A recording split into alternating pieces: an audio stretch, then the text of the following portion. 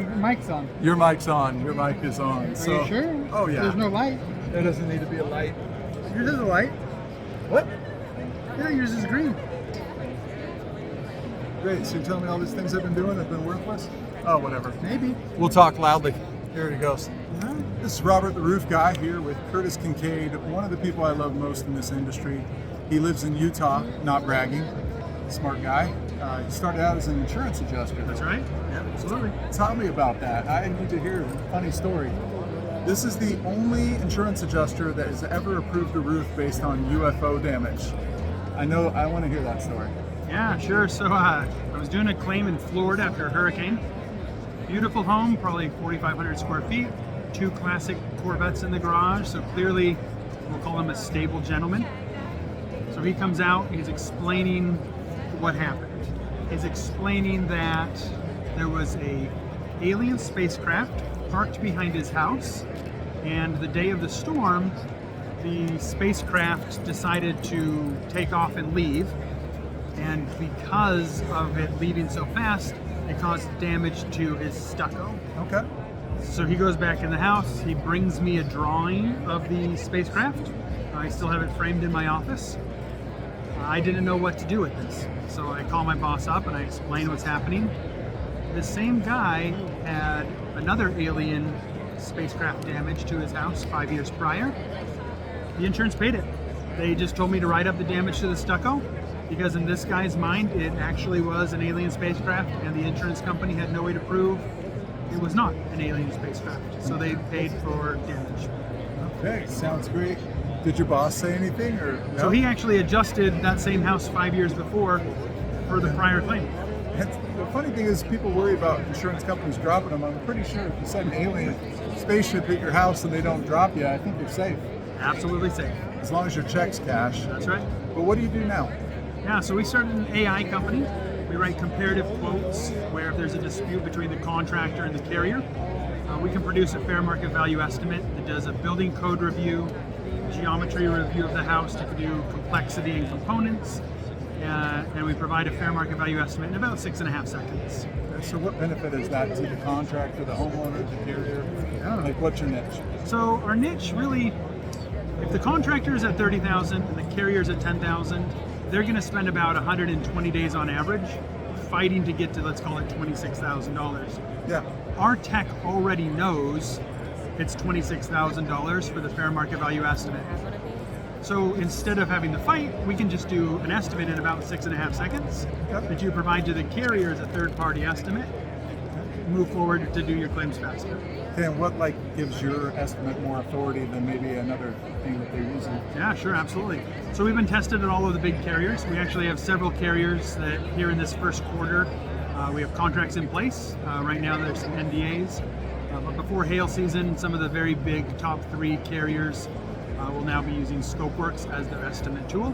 Okay. We've tested about 10,000 estimates, compared them to what they've already settled for, and our estimates are right in line, about 1.5% of where they normally are settling claims at.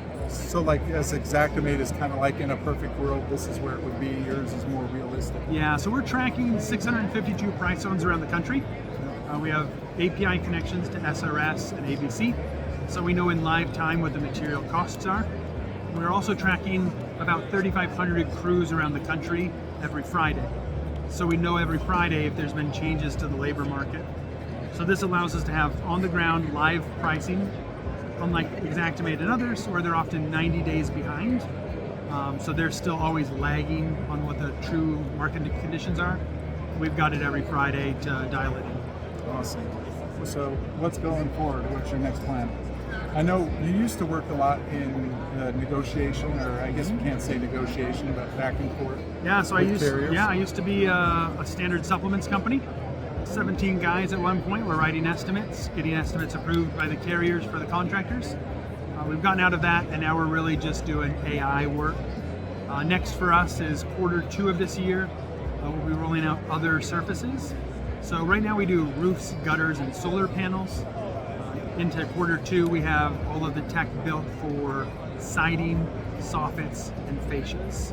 And then after that we have a windows integration is being built to be able to do pricing on all window installation. Do you ever see yourself going to internal as well? No, interior, it's a very complex. I mean, when you look at a photo, how do you know if it's 4-inch or 4.5-inch? There's not a lot of fighting on the interior damages. They are what they are. On the roof, there's more nuance in the fight, so we just get into that.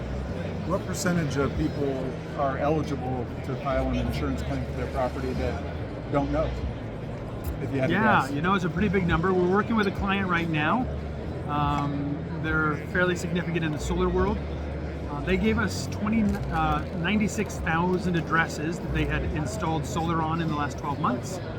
We actually took those 96,000 addresses, ran those through our software to do a weather report. And of those 96,000 addresses, we found that 75,000 of those homes had either 70-mile-an-hour winds or 1-inch hail and greater. So now we're working through that process with that solar group to now file insurance claims. So of a sample set of 100,000 random homes, 75,000 of them are probably eligible for a claim.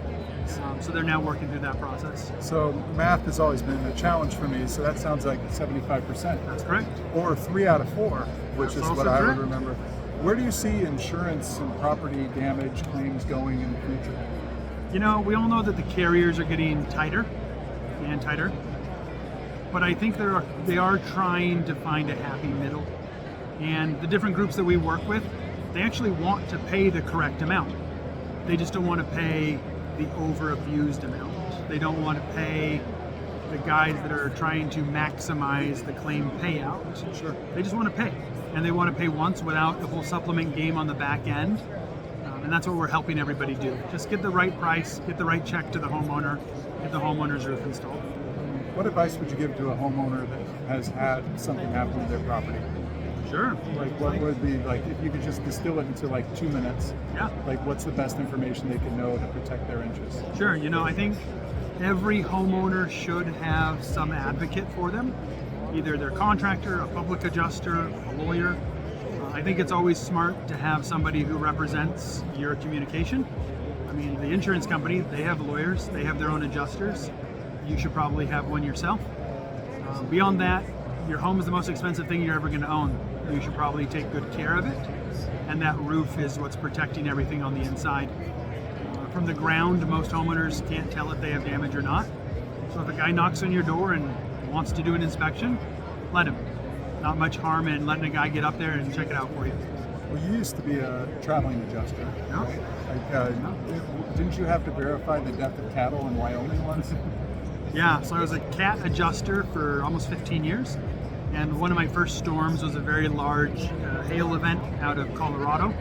And 2-inch hail, 3-inch hail was just beaten down on a herd of cattle. And a few days later, a lot of them died from internal bleeding. And my job was to just sit there as the cattle went by on different tractors. And I just counted head of cattle and gave them a price and wrote them a check. You make me want to be an insurance adjuster. I've always no. But what would you say to, like, there's a lot of states, Colorado, Texas, Oklahoma, Nebraska, where, you know, property claims are just part of living there. Sure. What would you say to some people like in Utah or Washington or Oregon, where this is not as common? Yeah, you know, it's interesting. Insurance is a very cultural thing. Texas, Colorado, Florida, the Carolinas, everybody uses their insurance when storms blow through. They know that's the normal. Other states, Utah, Idaho, Washington, Oregon, California is a huge market. That's a very windy market. They don't even know that insurance is supposed to help them with the roof. Yeah.